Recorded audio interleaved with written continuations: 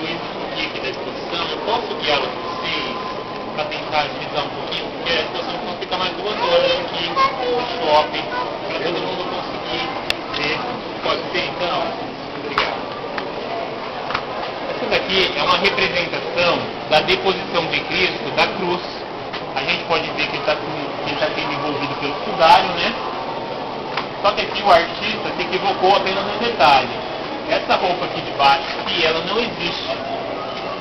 Inclusive até hoje, judeus e muçulmanos têm esse costume de enterrar os seus entes queridos envolvendo ele de um lençol, que hoje nós conhecemos como sudário, mas ele já teve o nome de mortalha, de mandilion, tetralion. Sudário na verdade é uma palavra em latim, significa suor, mas pegou essa palavra que ficou até hoje. Esse sudário que muitos acreditam que ficou estampado à imagem de Cristo, ele se encontra desde 1578 na Catedral de Turim, na Itália. Nós acreditamos que quem confeccionou esse sudário ou foi um judeu ou foi feito para o uso de um judeu após a sua morte. Por quê? Não foi encontrado nenhuma mistura de tecidos. Ele é confeccionado todinho em linho. E naquela época era muito mais forte do que hoje, mas naquela época os judeus não tinham o costume, né, de misturar os tecidos. Tanto é que hoje judeus e muçulmanos, um pouquinho mais radicais, eu não sei se essa palavra é correta, eles mesmos acabam confeccionando sua própria vestimenta, porque hoje com a industrialização vem tudo misturado. Aqui tem algodão, linho, enfim, eles mesmos acabam confeccionando a sua própria vestimenta e o seu próprio sudário. Essa daqui é uma representação de uma máquina de tear do século I depois de Cristo, muito utilizada no Oriente Médio. É muito provável que esse sudário tenha sido confeccionado em uma máquina dessa. Esse homem foi colocado no sudário e ele foi envolvido.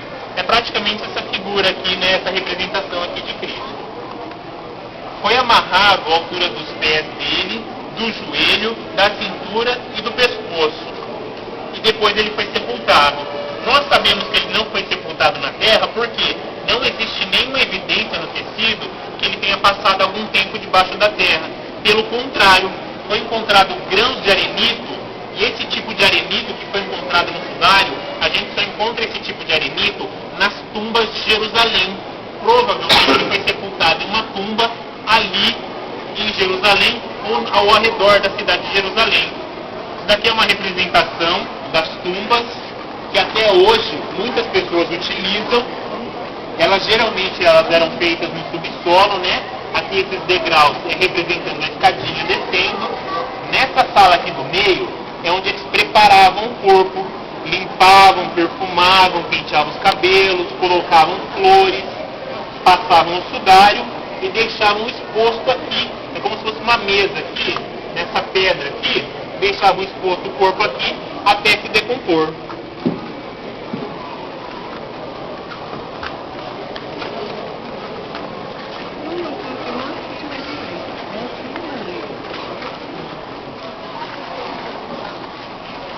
Aqui são algumas marcas que nós vamos encontrar no sudário. Essas marcas aqui, como se fossem triângulos, é referente a um incêndio que ocorreu em 1532 na cidade de Chambéry, na França. A capela de Chambéry pegou fogo e esse sudário estava dentro de uma urna de prata, guardado, dobrado em 4 partes iguais. O calor foi tão intenso que algumas gotas de prata derreteu e caiu no sudário. O que aconteceu? Danificou o tecido, danificando uma parte, automaticamente danificava as demais. Ou seja, o interior desse tecido aqui não existe mais. Ele foi refeito, né, pelas irmãs Clara e Clarissa, que cuidavam do sudário na época, né? Elas deixam relatado que elas fazem algumas intervenções no tecido, alguns reparos, para poder conservar ele por muito mais tempo. Essa parte aqui em destaque, o interior dessa parte aqui em destaque, a gente não consegue ver muito bem aqui, mas eu vou mostrar ali para vocês no outro quadro que fica com uma melhor visualização.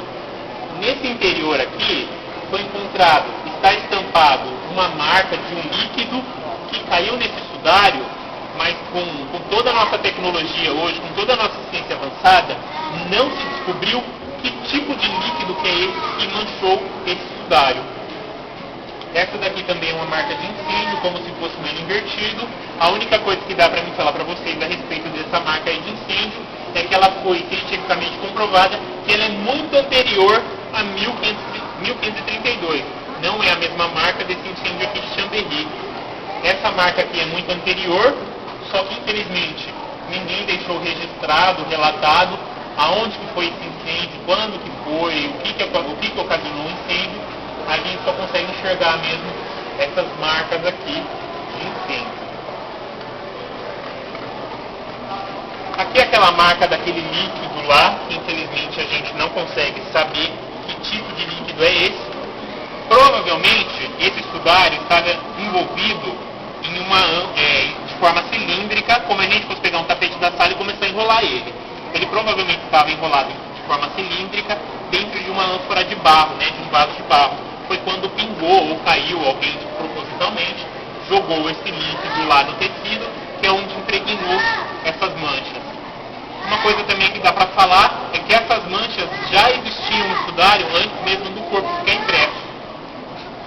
Aqui em cima foi destacado, aqui é a parte da frente do sudário, e aqui as costas do homem do sudário. Foi destacado em vermelho aqui as principais chagas que ele sofreu.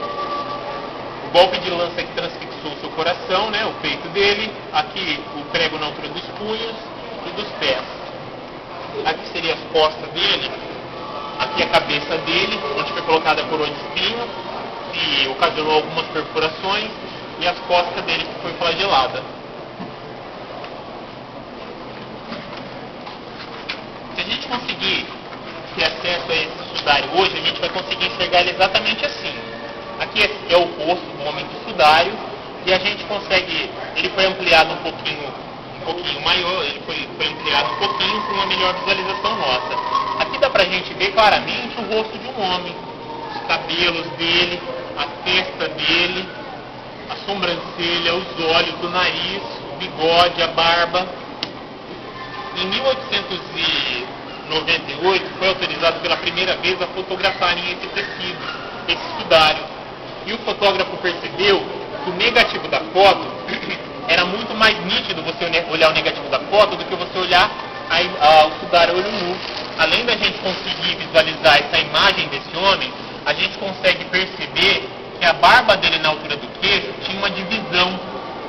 Muito provavelmente era uma falha, somente uma falha que ele tinha aqui na barba, na altura do queixo, ou esse homem poderia ter tido uma covinha na altura do queixo.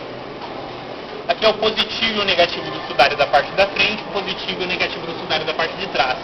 Aqui nós conseguimos enxergar claramente o corpo de um homem. A cabeça dele, a gente pode perceber que ele tinha um peitoral bastante avantajado, bastante forte, os braços dele, a palma da mão e os dedos dele, a coxa dele, o joelho dele e a canela dele. Aqui já seria, né, a cabeça, a nuca, as costas dele, aqui a batata da perna e aqui a coxa. Então o positivo e o negativo do sudário aqui, né, por completo, para a gente conseguir visualizar.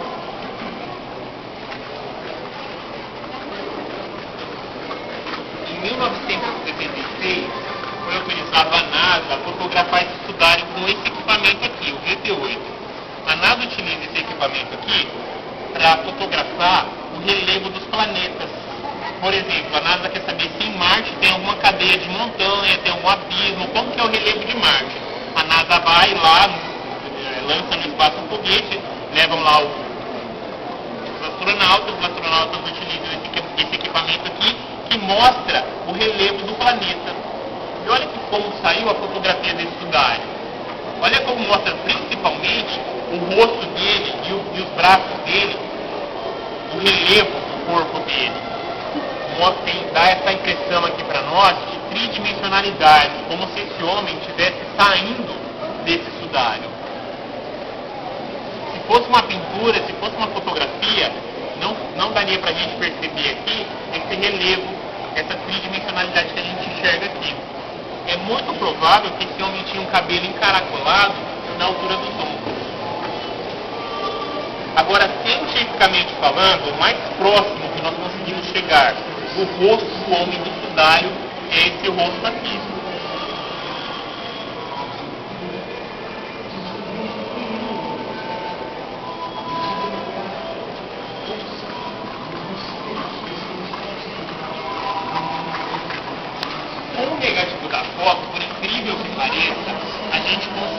enxergar também os ossos desse homem, os dentes e as raízes dos dentes, as fossas nasais, as órbitas oculares, como se fosse um raio-x.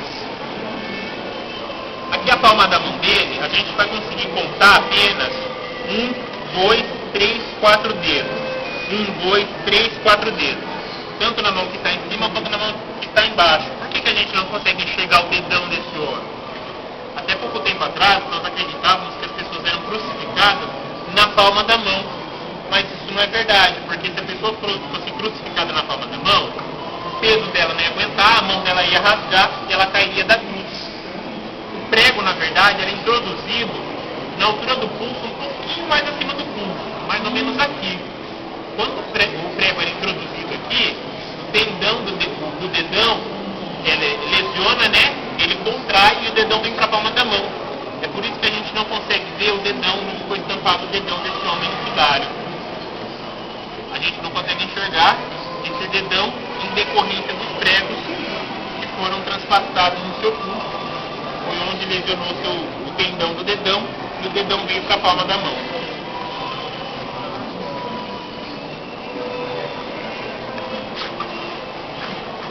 Mais tarde foi feita a análise dessas manchas que foram encontradas no sudário. E ficou comprovada que essas manchas eram sangue humano, inclusive sangue de um homem.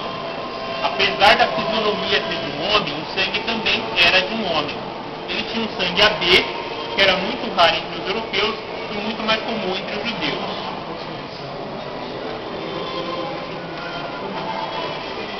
Aqui a parte da testa dele, aqui a gente consegue observar aqui os olhos dele, o nariz dele. Essa parte aqui que está, essa parte mais escura aqui, é sangue. Esse sangue aqui é em decorrência da coroa de espinhos que foi colocada na sua cabeça. Alguns espinhos perfuraram sua cabeça. Foi quando o sangue começa a escorrer pela sua testa. Obrigado. Essa parte aqui do sudário é onde a lança foi transfixada no coração dele. Agora fazendo uma comparação entre a ciência, os relatos bíblicos e o sudário. Na Bíblia fala que quando o soldado recebe aquele golpe no coração de Cristo, jorra água do seu peito. Esse homem aqui do sudário, por incrível que pareça, literalmente jorra água também do seu peito. Mas como assim água? Esse homem já estava morto quando o soldado desferiu o golpe de lança no peito dele, ou seja, o sangue dele havia coagulado. Separou o sangue, né, aquela parte mais vermelha, o plasma e o soro. Quando o soldado desfere esse golpe de lança, jorra do seu peito soro e plasma. Na época, eles não tinham conhecimento, né, científico, que na verdade o soro e plasma não era água, era um componente do sangue. Então é por isso que muito provavelmente eles relatam que jorrava água do peito de Jesus. E do peito desse homem aqui também jorrou água, que mais tarde ficou conhecido aí cientificamente como soro e plasma. Depois pinga algumas gotinhas de sangue. Como o coração dele já não estava batendo, não estava bombeando sangue para o corpo, né? Só cai algumas gotinhas de sangue, mas nem se compara com o soro e o plasma que jorrou do seu peito. Essa marca aqui, então, é toda de soro e plasma. Aqui tem só um pouquinho de sangue misturado aqui, nessa parte. Foram feita a análise também dos pólipos encontrados nesse sudário. Foi encontrado mais de 77 tipos de plantas diferentes, sendo que a metade dessas plantas, pólipos, né? Só a metade dessas plantas aqui, dessas 77, essas plantas aqui só crescem na região do Oriente Médio, na região de Jerusalém, do Mar Morto, da Judéia, ali daquela região. Se esse sudário não é original daquela região, ele provavelmente ficou muito tempo por lá para ter adquirido todo esse tipo de pólen daquela região. Inclusive tem pólen de plantas que já foram até extintas, que não existem mais.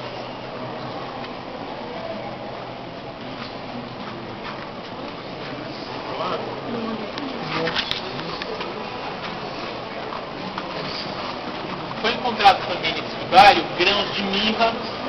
A mirra é uma erva muito cheirosa, eles utilizam utilizavam como perfumes, até hoje muitos utilizam como perfume.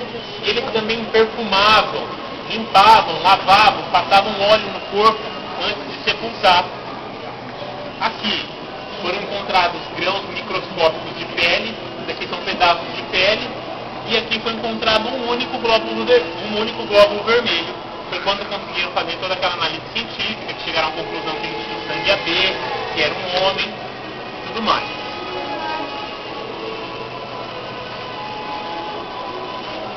Além desse homem ter ficado estampado no tecido, no sudário, as flores que foram colocadas na região da sua cabeça também ficaram estampadas, mas nós não conseguimos enxergar olho nu como a gente consegue enxergar esse homem do sudário. A gente só consegue enxergar com o negativo da foto. Aqui nós conseguimos ver claramente um crisântemo, aqui um pistache, aqui é o rosto dele, e essa parte aqui em vermelho é onde ficou estampada as flores que foram colocadas nessa região. Algumas flores a gente consegue visualizar olho nu. Aqui ó, a gema dela, as pétalas dela, a gema dela, as pétalas dela. Aqui também dá pra gente identificar claramente flores. Essa parte em vermelho aqui é tudo flor. Inclusive foi encontrado aqui essa espécie de flor, o figofilo, que ele é daquela região ali do Oriente Médio mesmo, e que ele só floresce na primavera, entre abril e maio. Ou seja, se essa flor estava nesse sudário, nesse corpo, esse homem só pode ter sido morto entre abril e maio. Agora, além desse homem ter ficado estampado no tecido, além das flores ter ficado estampado no tecido, foi estampado também duas moedas que foram colocadas na altura dos olhos dele. Uma moeda subiu um pouquinho para a sobrancelha e a outra desceu um pouquinho para os olhos. Mas foi exatamente esse tipo de moeda aqui que ficou marcada nos olhos dele, que é o de lepton e o lepton. Essa moeda aqui é da Judéia. A gente sabe que ela foi confeccionada entre os anos 29 e 32 depois de Cristo. Por quê? Porque Tibério era o imperador romano da época e na moeda deveria vir cunhado, deveria vir escrito Tibério César. Só que o César escreveram com K e César em latim com C mesmo. Em 32 eles percebendo esse erro na moeda, eles cessam a cunhagem dessa moeda, eles não fazem mais essa moeda. Se Cristo morreu no ano seguinte, no ano seguinte, em 33, depois de ter cessado a cunhagem dessa moeda, é muito provável que essa moeda ainda estivesse em circulação na época.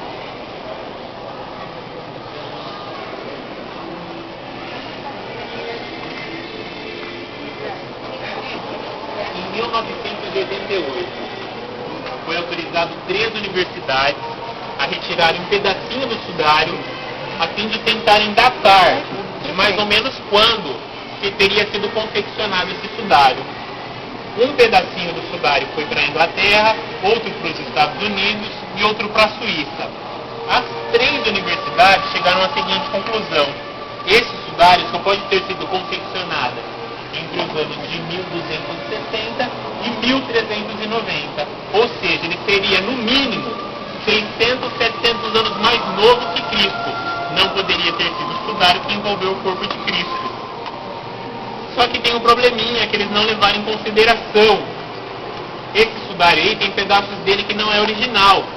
Por causa de 1532, no incêndio da capela de Chambéry, as irmãs Clara e Clarissa, elas deixam relatado, anotado para nós que elas fizeram alguns remendos no sudário a fim de tentar conservar ele melhor. A gente consegue enxergar melhor? Só passar aqui por gentileza. Essa daqui é uma moeda original da época, tá? Da Judéia ali, confeccionada mais ou menos 2000 anos atrás. É de verdade, mano. É pequenininho.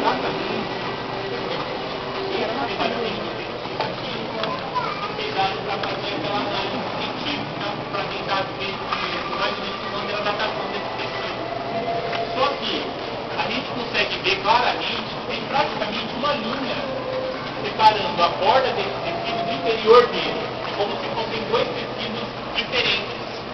Um cientista mais tarde percebendo isso, ele pega esse pedacinho depois dessa linha aqui, que é o tecido original, que é o sudário original, que é quando ele faz toda aquela análise científica e ele chega à conclusão que esse sudário tem aproximadamente 2000 anos. Ou seja, poderia ter sido sim o sudário que envolveu Jesus Cristo na sua morte. No quadro seguinte, a gente vê a trama do tecido, né? Vai aumentar algumas milhões de vezes para a gente ver como ele foi tramado. E no quadro ao lado, nós temos três figuras, A, B e C. Muitos artistas, no decorrer do tempo, tentaram reproduzir através, usando mirra, óleo, suor, inclusive sangue animal. Tentar reproduzir a mesma imagem que foi estampada no sudário. A gente percebe ali que realmente, na imagem A e B, parece o rosto de uma pessoa, dois olhos, do nariz e uma boca, mas nenhuma é tão perfeita quanto estão no sudário. Nenhuma traz essa tridimensionalidade que a gente só consegue enxergar no homem do sudário. Nenhuma com o negativo da foto a gente consegue enxergar o bônus como a gente só enxerga no homem do sudário.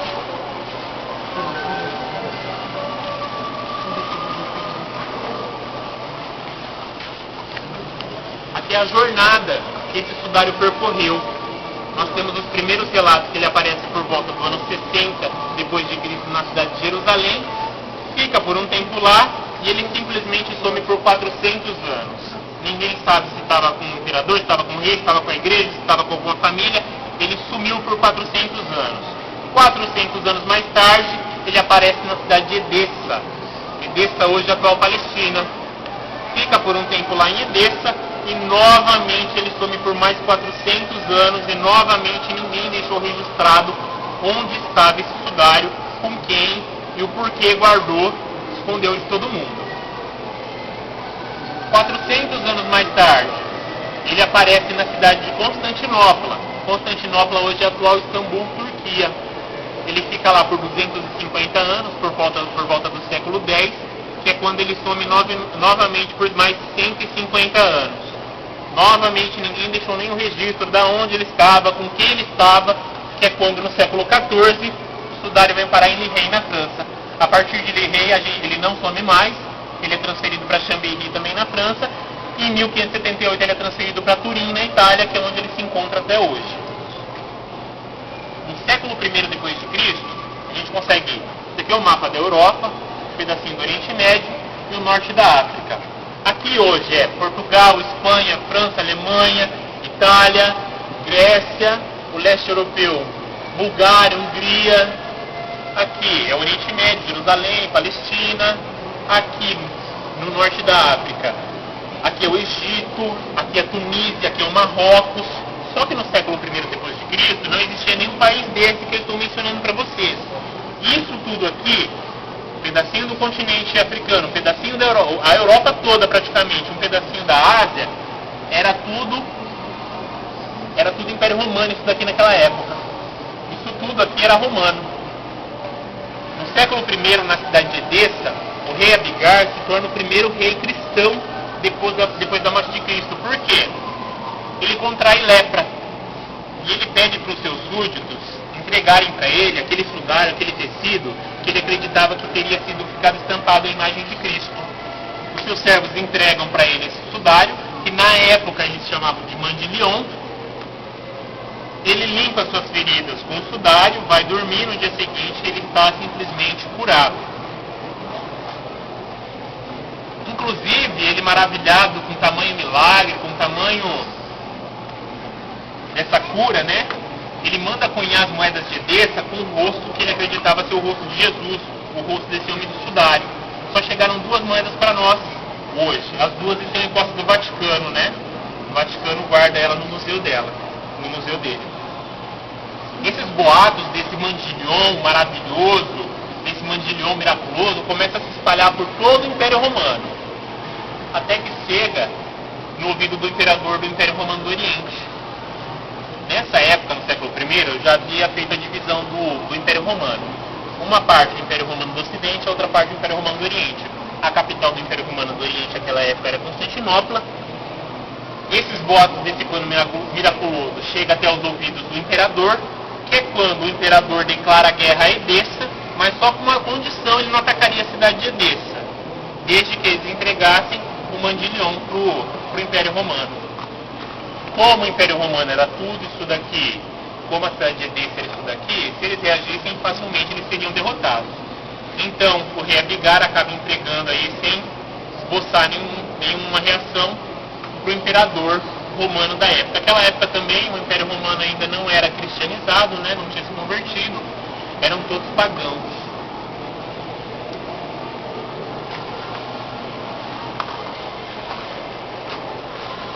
Aqui nós vemos algumas representações de Cristo. Essas três imagens aqui são representações de Cristo feita pela igreja até o século IV. A gente percebe que aqui ele não tem barba, não tem covinha, parece que está com o cabelo um pouquinho mais liso. Aqui ele já também não tem barba, não tem covinha, e aqui parece que o cabelo dele é enrolado. Aqui ele já tem covinha. A igreja, percebendo essa falta de uniformidade do rosto de Cristo, de um lugar para o outro, ela faz uma reunião no ano 787, o que ficou conhecido como o Segundo Concílio de Nicéia. Nessa reunião, nesse concílio, foi determinado que a partir dessa data, toda a imagem, toda a representação que fosse feita de Cristo, ela deveria seguir os padrões, deveria ser de acordo com a do homem do sudário. Ou seja, Jesus Cristo agora passa a ter barba, a barba dele aqui a gente pode enxergar em alguns lugares que está dividida ao meio, passa a ter o cabelo na altura dos ombros, dá a impressão que é um pouco enrolado, aqui já parece que está um pouco mais liso, mas a imagem de Cristo passa a ter uma imagem mais universal em todo mundo. Não fica mais aquele desnível, aquela falta de uniformidade de um lugar para o outro. Se a gente tem acesso a esse sudário hoje, ele é exatamente desse tamanho, desse comprimento, a gente vai conseguir enxergar ele exatamente assim. Isso daqui são aquelas manchas daquele líquido que ninguém sabe, né, que a ciência não conseguiu mostrar, não conseguiu decifrar que líquido que é esse que manchou o tecido. A gente só sabe que essa mancha já estava no tecido antes mesmo do corpo ser impresso no tecido. Essas marcas aqui de incêndio em L invertido é referente àquele incêndio que ninguém sabe aonde foi. A única coisa que a gente sabe é que ele é muito anterior ao incêndio de Chambéry. O incêndio de Chambéry que ocorreu em 1532 na França. Caiu aquelas gotas de prata, onde danificaram o tecido, e mostra aqui essas formas aqui de triângulo. Mas na verdade o interior desse pano aqui, desse sudário, não é original. Ele foi reconstruído para tentar melhor conservar ele. Aqui a gente pode perceber claramente o rosto de um homem, ó. Os cabelos dele, a sobrancelha, os olhos dele, o nariz, o bigode, a barba, o peito dele, os braços dele, a palma da mão dele, as coxas dele, o joelho aqui mais ou menos e a canela dele. E aqui do outro lado nós vemos as costas dele, né, o verso. A cabeça dele começa aqui, e como está essa mancha aqui, dá a impressão que a cabeça dele começa aqui, mas na verdade a gente pode ver um claro desnível no tamanho da cabeça dele, porque ele não poderia ser isso. Isso aqui é uma mancha, essa mancha aqui que ocasionou esse desnível aqui, que dá a impressão que essa parte aqui é maior do que a outra. Mas na verdade a cabeça dele começa aqui seria a nuca, aqui as costas dele. As costas dele é como se alguém tivesse pegado um pincel e começado a dar um monte de pincelada nas costas dele. Só que essas pinceladas, na verdade, é a marca do flagelo. São os golpes de flagelo que ficou impressos no sudário. Aqui a gente continuando, a gente consegue ver a coxa dele, a batata da perna dele, e aqui um pé que está sobre o outro. Da mesma maneira da cruz, aqui os pés dele estão assim. A ciência, analisando esse sudário aqui, ela chegou à seguinte conclusão: apesar de todas essas feridas de flagelo, apesar de todo o sangue, de todo o plasma que envolvia o corpo e o sudário, que poderia acelerar o processo de decomposição do corpo, esse corpo não chegou a se decompor dentro desse sudário. E ele ficou por, no máximo, 36 horas dentro desse sudário. Se Cristo morreu numa sexta-feira e ressuscitou no domingo, ele também não ficou mais que 36 horas dentro do seu sudário.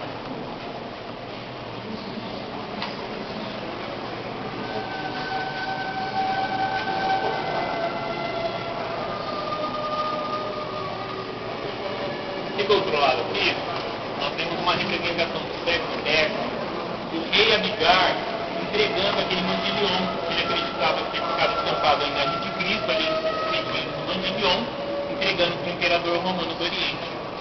Pontilhão.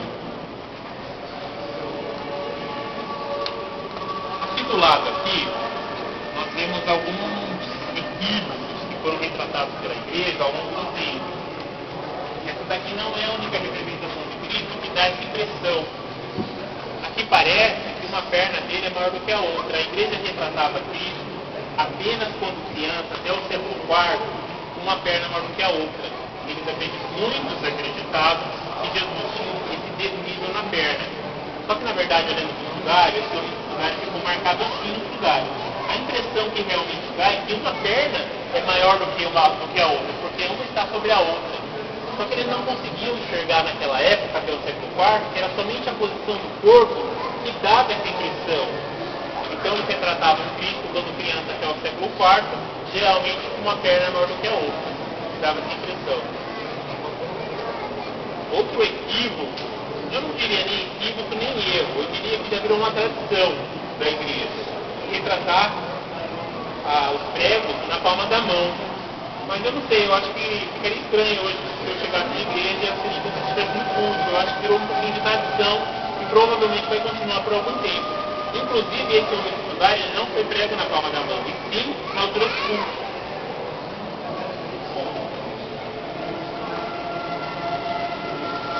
Aqui é a história de como ele teria chegado até a França. No século XII, XIII, a igreja investia em cruzadas lá no Oriente. O de França investiu numa dessas cruzadas lá em Constantinopla, saqueou a cidade, inclusive levaram consigo o sudário. O herdeiro do trono bizantino, ele escreve para o Papa, Inocêncio III, pedindo para que lhe devolvam aquele lençol que ele acreditava que estava envolvido Cristo na hora da sua morte. É assim que ele parar na França, na atual França hoje, né? Ele ficou de posse da família Charny. A família Charny, na época, estava passando por uma grave crise financeira. O que eles fizeram? Eles acabavam cobrando do pessoal para poder expor isso para o pessoal. A igreja, mais tarde, julgou eles como hereges, alguns foram queimados, e a família Charny e seus descendentes venderam o sudário para a família Savoia, também da França. A família Savoia, elas moravam em Lille, que é quando esse sudário vai parar em 1853 em Lille, e eles se mudam para Chambéry, na França, que a partir de 1453 eles mandam construir a capela de Chambéry. Essa aqui é a capela de Chambéry, que pegou fogo, e tem aquelas marcas de triângulo ali, que é referente à prata, as gotas de prata que pintou no tecido. Ela ficou lá até 1578, né? Era propriedade privada, né? Da família Savoia, até que em 1578 Carlos Borromeu de Milão. Milão, naquela época, em 1578, estava passando por uma grave crise, uma peste estava dizimando a população de Milão. E o que o bispo faz? Ele faz uma promessa, né?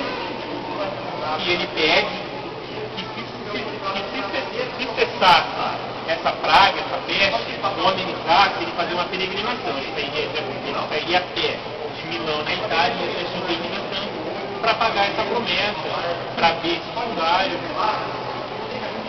Essa peste realmente ela dá uma amenizada, que é quando ele vai pagar essa promessa, sai a pé de Milão e vai até Chambéry, na França.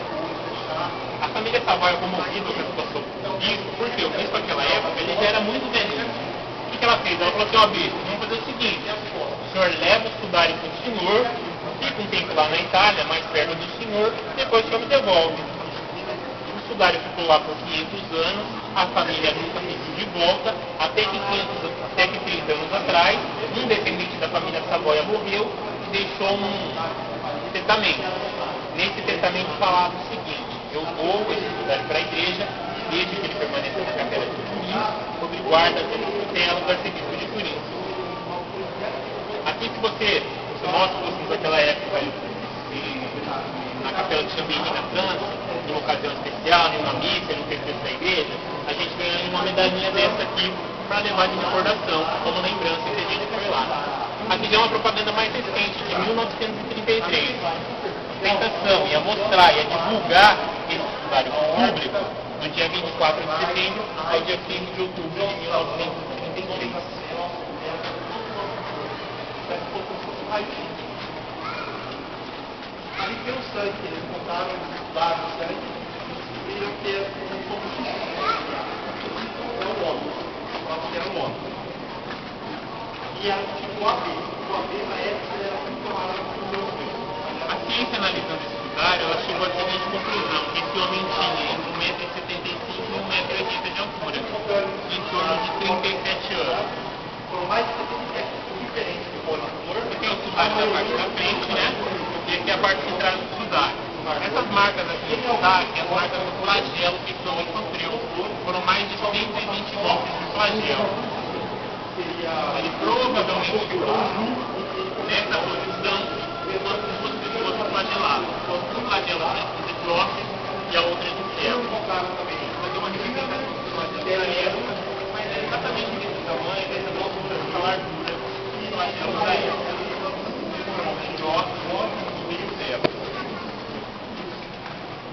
Aqui atrás, no caso, temos uma representação, uma reconstrução da coroa que foi colocada na cabeça dele.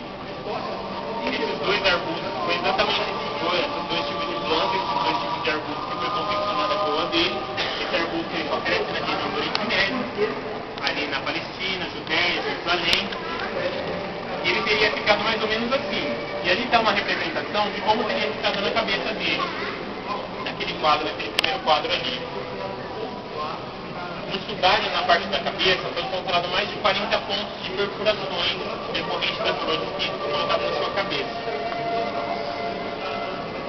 Aqui no sudário, na parte das costas, aqui, principalmente na parte do ombro, foi encontrado muito tecido de músculo. O que acontece? Nós temos a camada de pele, depois vem a camada de gordura, depois vem o músculo. Esse homem aqui levava praticamente na carne viva uma tora de 40 quilos nas costas. A ciência analisando esse sudário, ela chegou à seguinte conclusão, que a única fratura que ficou exposta nesse sudário foi uma fratura que ele teve no nariz. Muito provavelmente decorrente dessa cena aqui. Ele estava carregando essa tora, as duas mãos estavam amarradas, né, de os braços. Quando a gente vai cair hoje, a gente coloca aqui, a mão no chão para proteger o rosto. Só que esse homem não teve como proteger o rosto porque seus braços estavam amarrados. Então ele cai com o rosto direto no chão, que é quando ele sofre essa fratura no nariz.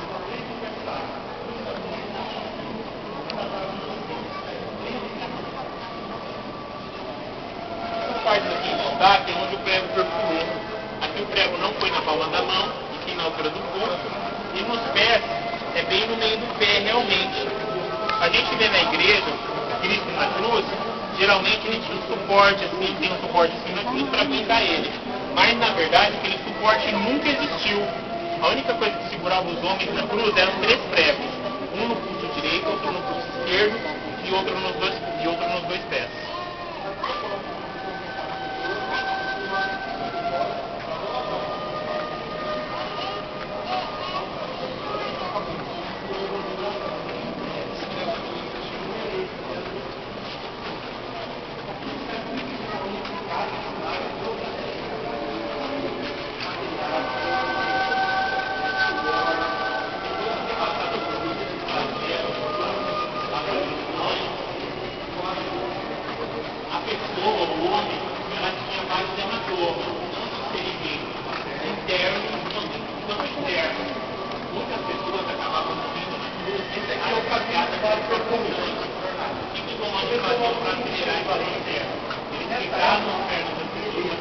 Para que elas não tivessem sustentação, para que eles subissem um pouquinho e respirassem. Elas não tinham forças para manter o pescoço reto. Então elas acabavam muitas engasgando com o próprio sangue e morrendo asfixiadas. No sudário, nas pernas desse homem sudário, não foi identificado cientificamente nenhuma marca que as pernas dele foram quebradas. Provavelmente as pernas desse homem não foi quebrada. Agora, fazendo uma comparação com a história de Cristo, em João 19:33, fala que, já morto, não lhe quebraram as pernas. Que as pernas de Cristo não foram quebradas. Isso aqui é uma representação dos pregos da época. Era exatamente desse tamanho, dessa grossura, dessa largura, que eram introduzidos os pregos dos condenados à morte. Então esse homem do sudário ficou assim nessa posição na cruz, e ele gira seus pulsos na cruz para poder subir um pouquinho, para poder respirar e já baixava a cabeça, já que ele não tinha condições, ele não tinha força de permanecer com o pescoço reto. Ele faz esse movimento aqui algumas vezes antes de morrer. Agora, esse homem estava com o peito exposto na cruz. A gente percebe que a pessoa que desferiu esse golpe nele faz todo um trajeto, ela vem pela lateral do corpo, introduz essa lança no meio das costelas, ela vai subindo até chegar ao coração. Aparentemente, seria muito mais fácil para nós vir com uma lança que desferia um golpe bem de frente, bem no meio do coração. Para eles, para os romanos dessa época, era muito mais fácil fazer isso porque eles eram treinados. Uma mão eles empunhavam o escudo e a outra mão a lança. Ou seja, se você fosse acertar de frente o seu adversário, você ia acertar a lança dele. Então eles eram treinados a chegar pela lateral do escudo, na lateral do corpo, desferir esse golpe aqui na altura da costela, vir subindo, passar pelo meio das costelas a lança, vir subindo até chegar ao coração. Então para eles era muito mais fácil fazer isso do que chegar aqui de frente e desferir o golpe. Então acreditamos que quem desferiu esse golpe ou foi um romano ou foi um soldado treinado no exército romano. Aqui é uma representação da lança da época, mas era exatamente assim, desse tamanho, o cabo de madeira, a ponta era de ferro, e claro que a ponta nem foi tirada para ninguém se machucar ali, também na hora do manuseio, mas ela era bem afiada. Agora essa imagem aqui, a ciência analisando os traços desse homem sudário, ela tentou recriar o rosto da mãe dele. Esse rosto não tem cunho religioso nenhum. Ele foi feito totalmente por cientistas. É muito próximo, se não idêntico, ao rosto que nós vemos hoje das imagens que se encontram na igreja.